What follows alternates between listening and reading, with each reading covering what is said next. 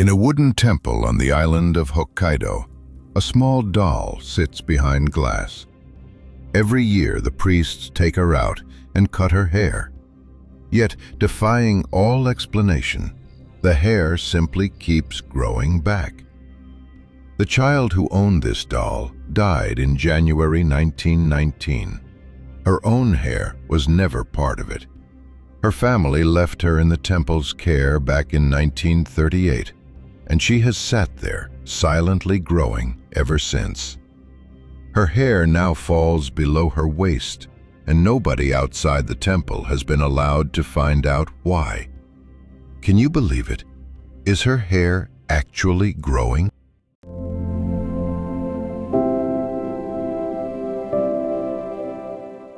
The story begins on August 15, 1918, at a large industrial fair in Sapporo. A 17-year-old boy named Ikichi Suzuki was there. He bought a small Okappa doll for his younger sister. The Okappa is a Taisho-era girl's haircut, trimmed straight across the forehead and cut flat at ear level. His sister was 2 years old. Her name was Kikuko, and she adopted the doll almost instantly. For 6 months, she carried it everywhere. In January 1919, Kikuko came down with a cold that worsened into something closer to pneumonia. She died soon after. The family had planned to place the doll with her in the coffin. In the chaos of the funeral, they forgot. So they set it on the household altar instead. Every year they lit incense for her. Every year the doll was there. After some months, someone in the family noticed. The hair had grown past the Okappa line. They kept the doll for 19 more years.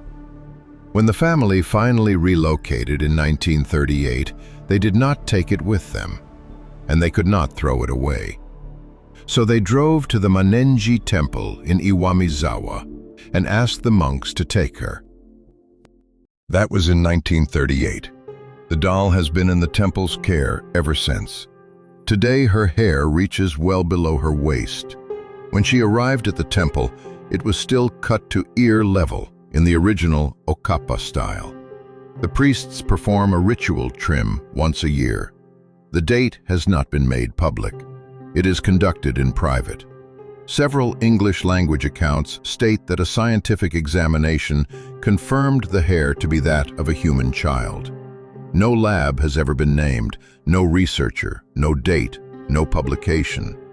The claim exists only as a sentence the temple has allowed to circulate.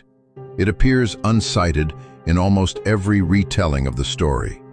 Independent researchers, journalists, and curators have requested permission over the years to examine the doll. The temple has refused each time. Dismantling the doll, they have said, is out of the question. In more recent years, another claim has begun to circulate. Observers say the doll's mouth has slowly opened over time, exposing a set of small teeth. But the earliest published descriptions of Okiku already note a slightly parted mouth with red painted lips. The parted mouth was part of her from the start. Whether the opening has genuinely widened over the decades is itself unverified. What remains documented is this. She arrived with a bob cut that ended at the ear. Her hair now reaches below her waist. For nearly 90 years, every year the priests have cut it, and every year it has grown back.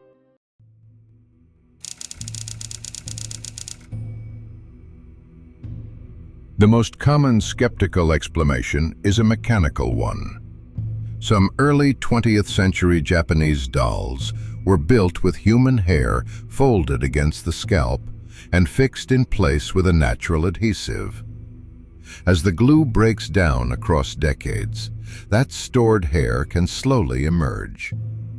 A doll that seemed to have shoulder-length hair could, in theory, reveal hair that was already there. The theory has a ceiling. Under the most generous assumptions, folded hair might emerge modestly past the original cut, not to the waist. Okiku's hair is roughly 3 to 4 times longer than that ceiling allows. And if folded hair were progressively released, short, broken strands would accumulate over time. None have been documented. The second framework is older than any laboratory. In Japanese tradition, an object that has been loved, used, and kept long enough can acquire a spirit. Dolls are among the categories most often associated with this belief. Where there is unresolved grief attached to an object, a yurei can anchor itself to the physical form. Kikuko's death was sudden. The doll was with her at the end. Within this framework, the temple's refusal to dismantle the doll is not superstition. It is a refusal to disturb something they believe is still present. The weakness of this framework is its unfalsifiability. It cannot be tested from the outside, which is precisely why the temple is not interested in outside testing. There is a version of this story that settles everything. Independent photographs from 1918, catalogued measurements from 1938, a lab analysis published under someone's name.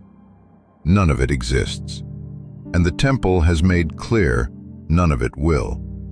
What remains is a small doll, a family's 19-year memorial to a child whose life was brief, and a century of priests performing an annual ritual whose results nobody has ever agreed on. The hair is either a degrading adhesive that exceeds its own theoretical ceiling by a factor of 4, or it is something for which the tradition has a word and the laboratory does not. Nearly every year, a pair of scissors is lifted. Someone trims what is returned. The hair falls. And the next year, the priests begin again.